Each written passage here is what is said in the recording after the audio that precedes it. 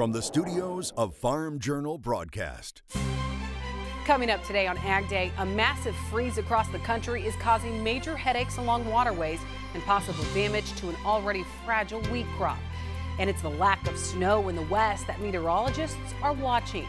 It has certainly been a disappointing start to the snowpack season. A stereotypical sign of La Nina with additional dryness on the way.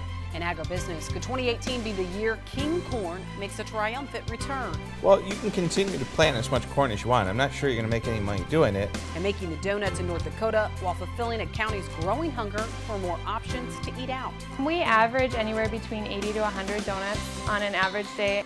AgDay, presented by the Chevy Silverado. High-strength steel for high-strength dependability.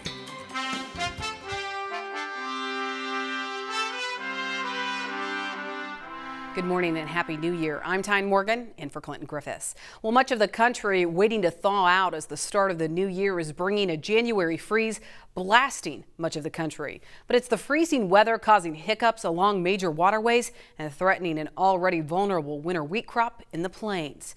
U.S. Army Corps of Engineers in Illinois telling AgDay that 5 of the 8 locks along the Illinois River are seeing tow reductions due to ice on the river and along the locks. All locks from Dresden Island down are experiencing significant ice issues, some even unprecedented. Army Corps of Engineers says ice conditions at Marseilles Lock and Dam is the most severe at this point, and the pictures are proof, as you can see here. Barge operators opting to reduce to half tow at times just to get through, and it's creating longer wait times for goods traveling the waterway. But it's more than just barge traffic impacted by the freezing weather this week. Early estimates shows a quarter to a third of the winter wheat crop possibly seeing winter kill, and winter is far from over. It has certainly been a disappointing start to the snowpack season, not just in California, but for much of the western United States. California's Department of Water Resources makes the trek to various spots on the mountains to gauge snowpack each year. The first survey of the season is set for Wednesday, but U.S. Department of Agriculture meteorologist Brad Rippey says there may not be much snow to measure this year. If you look at the mid-December numbers, we have seen only 2 inches of liquid accumulate in the snowpack in the Sierra Nevada, and that's about 1/3 of average for this time of year. It's not just the Sierra Nevada mountains lacking fresh powder. It is a very difficult start from the Sierra Nevada and the Central Rockies southward. We've seen virtually no snow accumulate so far this season. The Southern Rockies are bare or almost so. And so really for the southern half to 2/3 of the western United States, it's been a very tough start to the snowpack season, and there's a lot of ground to make up as we head forward from here. The latest drought monitor shows dry conditions consuming nearly 45% of the U.S., a stereotypical sign of La Nina. And that is the south, really the entire southern part of the United States has been warm and dry. We've seen some shots of cold across the north and a few periods of snow. So we've had a more typical, a more normal La Nina so far this winter. Rippey says this is the second consecutive year where La Nina has appeared across the equatorial Pacific. It's important to note that every La Nina comes with a different flavor. And last year there were other things going on in the atmosphere that seemed to overrule the fact that we had La Nina going on. But this year, La Nina's true colors are popping out, and Rippey expects drought to not only intensify, but expand across a large swath of the country. There's no reason to believe that shouldn't continue across broad sections of the central and southern United States over the next several months. Short-term meteorologists expect the cold that's gripping much of the plains, Midwest, South, and East to stick around through the end of the week, which could come at the cost of crops like winter wheat. Given the La Nina signal and the warm, dry conditions that we have seen to this point across the central and southern Great Plains is the concern for the health of the winter wheat crop. During La Nina years, we do tend to see very high abandonment with winter wheat, with U.S. winter wheat, and that's largely due to adverse conditions across the Great Plains. Reports already showing that snow-barren wheat fields are showing damage with widespread winter kill across Colorado, Kansas, and Oklahoma. As far as the hard red winter wheat belt is concerned, the plains, we think about a quarter of the crop saw some damage, or at least temperatures were cold enough to cause some damage across about a quarter of the belt, mainly in Kansas, but also across parts of eastern Colorado, far northwestern Oklahoma. Now, Tapley also telling AgDay that the next cold snap is shaping up for later this week and is aimed for the Midwest, and damage to the soft red wheat crop in southern Illinois, southwest Indiana, as well as Missouri could be even more severe. But the extent of the winter wheat damage will be unknown until the crop breaks dormancy 4 to 8 weeks from now. Well, the frigid temps are impacting natural gas prices. Natural gas prices rose on Tuesday to the highest level in nearly a month. Reuters is forecasting a 14.5% spike in natural gas prices just this week. Well, a mega merger finalized at the end of the year is now trading on the New York Stock Exchange, now called Nutrien. It's the combination of Agrium and Potash. The company is trading under the ticker symbol NTR. The Senate is back in session this week, while the House isn't scheduled to be back in session until Monday. That's after the break was shortened due to a last-minute push to finalize tax reform and pass a stopgap bill in December. As lawmakers return to Washington this week after the holiday break, there's pressure to pass the first on-time farm bill since 1990. Iowa Senator Chuck Grassley, a member of the Senate Ag Committee, says he expects farm bill talks to take off early 2018, but knows progress could be slow. The Farm Bill talks are going to start in January, but in the committee, I don't think we're going to start before late February on committee action on a bill. The first hurdle may be the $81 billion disaster aid package the House passed before holiday break to help victims of flood and fire. The House slipped safety net provisions for cotton and dairy farmer insurance options, which could also lift the $20 million annual cap on policies for livestock. The Senate has yet to vote on that package.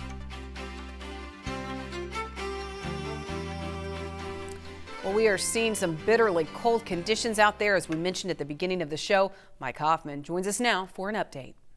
Good morning to you, Tyne. Matt from north central Illinois says the cold has arrived, as it has in many areas. Here's a shot from his window. It was a balmy minus 20 degrees overnight. He says it has warmed up to minus 10 now. Stay warm, Matt. And Josh Schick of Roanoke, Illinois, is moving some equipment around during balmy temperatures. He said temperatures reached minus 17 a couple of nights ago as well. And taking a look at the wind speed forecast, you can see it's going to be pretty breezy across the upper Midwest and the Great Lakes, a little bit in central Florida as well. That'll increase as we head through the middle of the day, and then it appears to decrease a little bit on our computer model in the middle of the country. And as we head through tomorrow, we're going to see the winds shifting up the East Coast, very strong winds. You can see 25 plus in New England and much of the Northeast. We'll have a look at your forecast coming up, but first, here are some hometown temps. Save time each day and receive the latest market prices directly to your cell phone with market updates. It makes it effortless to stay aware of shifting market prices. Just text Markets 8 to 31313 to get started. Still to come, 2017 may have been the year for better livestock prices, but could the new year bring better corn prices? That's analysis. We head to a town in North Dakota where the restaurant business is booming, but it's all about perspective. That's later in the country.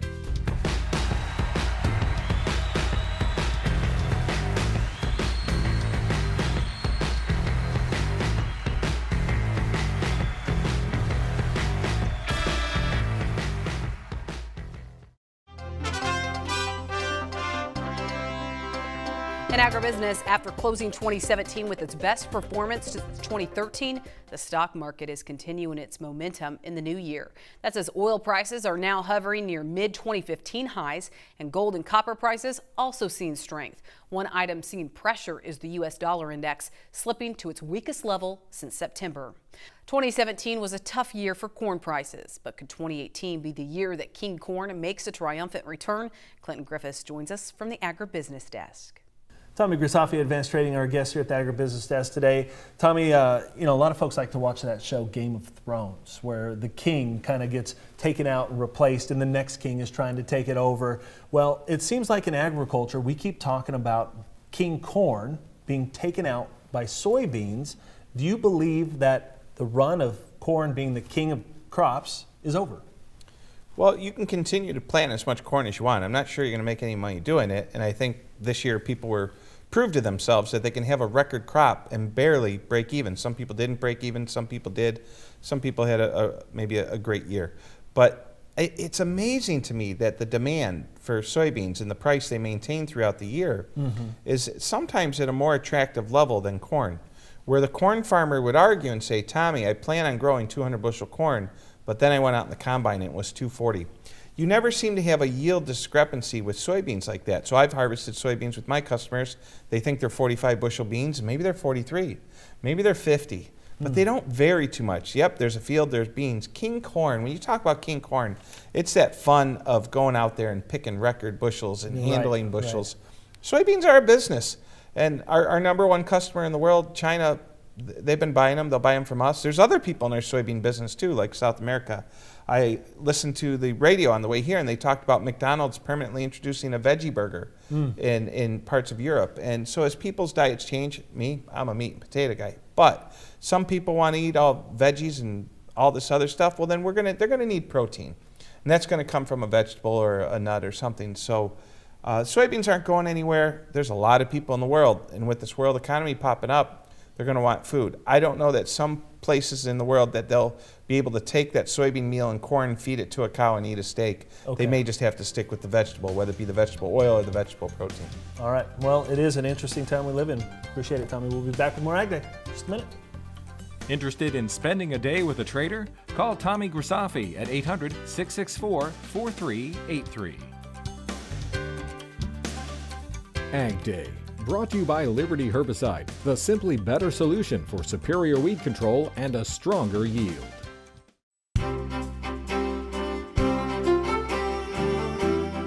Welcome back to Ag Day. Well, first time I've seen you in the new year. Happy New Year. Happy New Year to you. Thank you. Looking at this map, I mean, we talked about at the beginning of the show the lack of snowfall in the west, and that looks to be the case, but I'm seeing some snow in some areas that don't normally see snow, Mike. Yeah, like Tallahassee, north central Florida, seeing a little bit of snow and sleet this morning with that storm system in the northeastern Gulf. And the storm system there is going to be a big one as it comes up the east coast, as you're going to see coming up here. Other than that, there's nothing major on the map west of the Appalachians. A little bit of snow in the Great Lakes. Now this could pile up pretty good in some of the typical lake effect areas as the storm system goes by, but the storm itself is not producing a lot of snow. Storm off the west coast, as they have been recently, staying there. It's not expected to come inland because we have a big ridge out west, and that's what's bringing in the big trough and the cold air east of the Rockies. You can see by later today, it's snowing into central and eastern South Carolina, all the way to the Atlantic coast. Same thing in North Carolina. That storm system will continue to move upshore, and it becomes a big snowmaker the way our computer model is showing it for most of the northeastern cities as we head into the day tomorrow.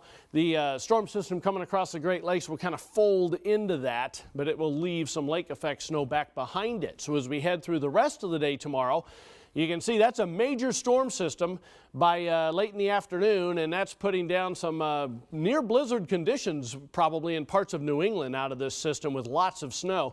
Now you may get a little bit of rain parts of northern California into western Washington and Oregon from that storm system, but it's moving north. It's not really coming inland.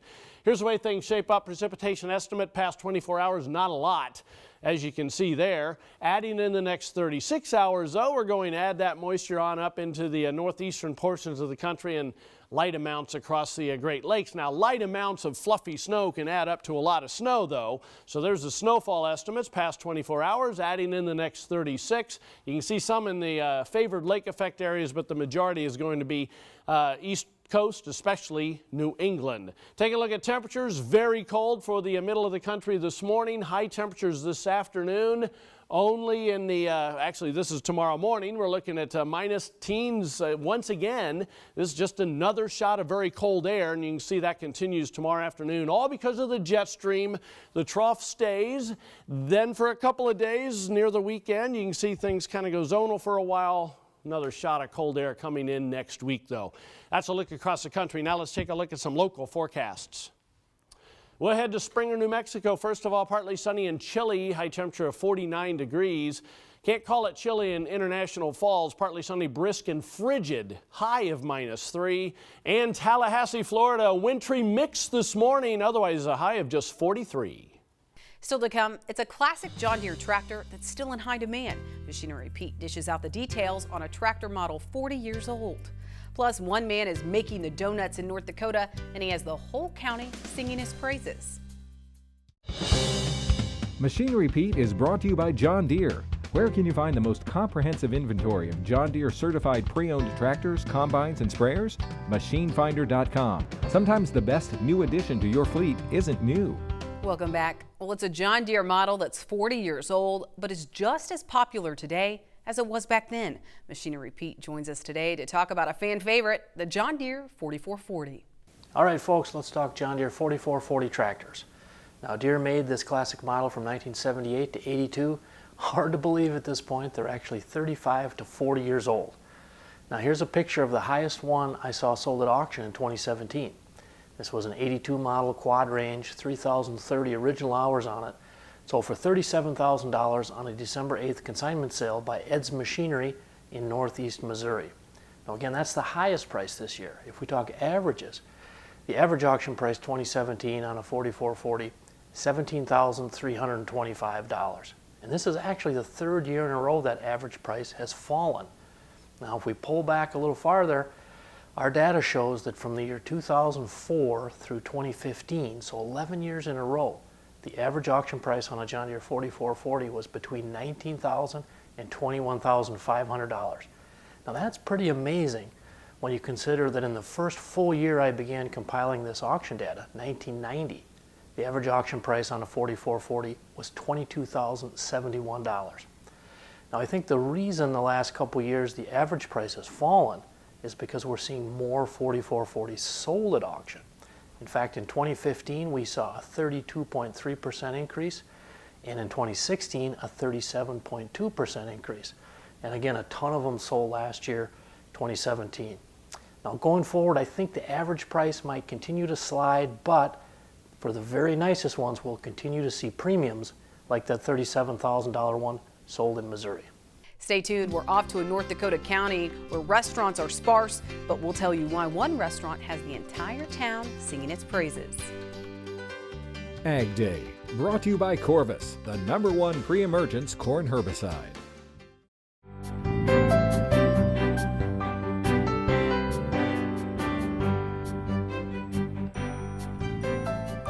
Well, 2017 was a good year for those in Grant County, North Dakota who like to eat out. The restaurant options doubled this past year. But that wasn't a very difficult task to accomplish. Cliff Naylor from our affiliate KFYR explains. Hallelujah.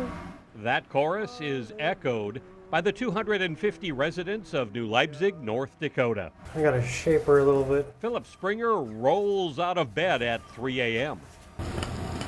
I gotta get this even. He bakes his way into the hearts of this rural community every morning. Boy, these are nice. Philip and his wife Marissa recently opened up the only cafe in town. It's nice to have a place to come to at least have a good lunch and just to go out to visit with friends, a place to gather for coffee. The Springers have never run a restaurant, but decided to give small business a try. This couple is rising to the occasion, thanks to a lot of on-the-job training. What's the key to making good donuts? Practice. Donuts are the house specialty. We average anywhere between 80 to 100 donuts on an average day, and then on Saturdays it can go over 200, over 250. That adds up to almost one donut for every person in town. This is the fun part.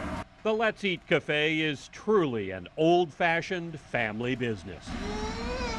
14-month-old Naomi scoots into work with her parents before the sun comes up. Their other children help out as cooks and waitresses. Marissa takes care of all the decorating.